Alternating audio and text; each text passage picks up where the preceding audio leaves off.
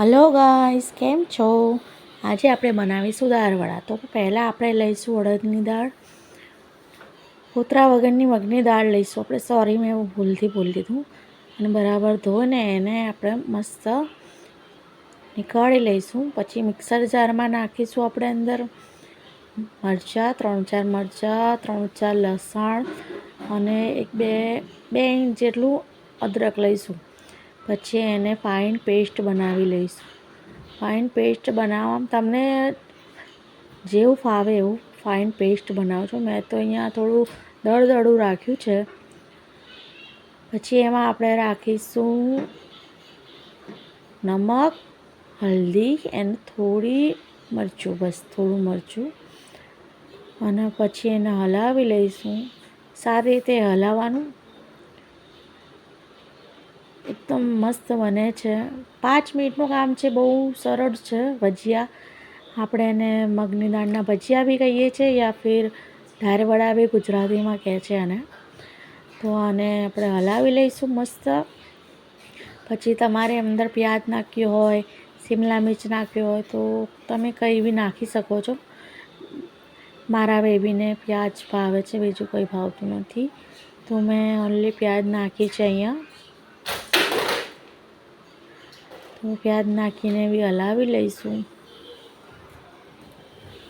કંઈ આમાં વધારે કરવાની જરૂર નથી, બસ 5 મિનિટ.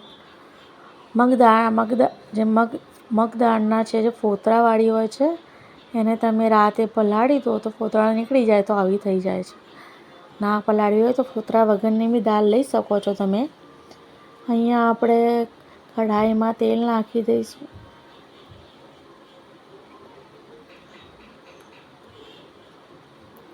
તેલને ગરમ થવા દઈશું બરાબર. સારી રીતે ગરમ થાય આપણે હાથથી ભજીયા નાખી. તમારે ચમચી તો એ તમારી મરજી, બરાબર. આમાં બરાબર નાખી દઈશું આપણે ભજીયા. 5 મિનિટ તેલ થવા દેવાનું છે.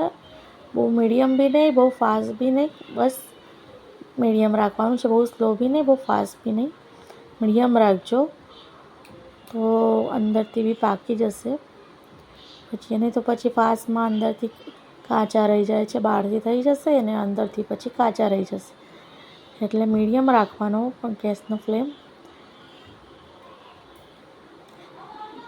5 મિનિટમાં બનીને તૈયાર થઈ જાય છે. કંઈ ઘરમાં કંઈ એવું સબ્જી ના હોય ને પછી ખાવું હોય તો 5 મિનિટનું કામ છે, ફટાફટ બનાવીને તમે ખાઈ શકો છો.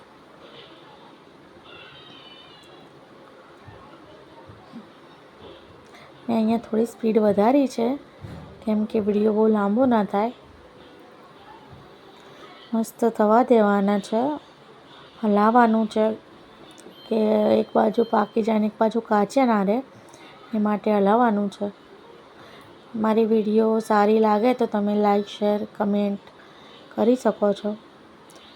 સબસ્ક્રાઈબ બી કરી શકો છો.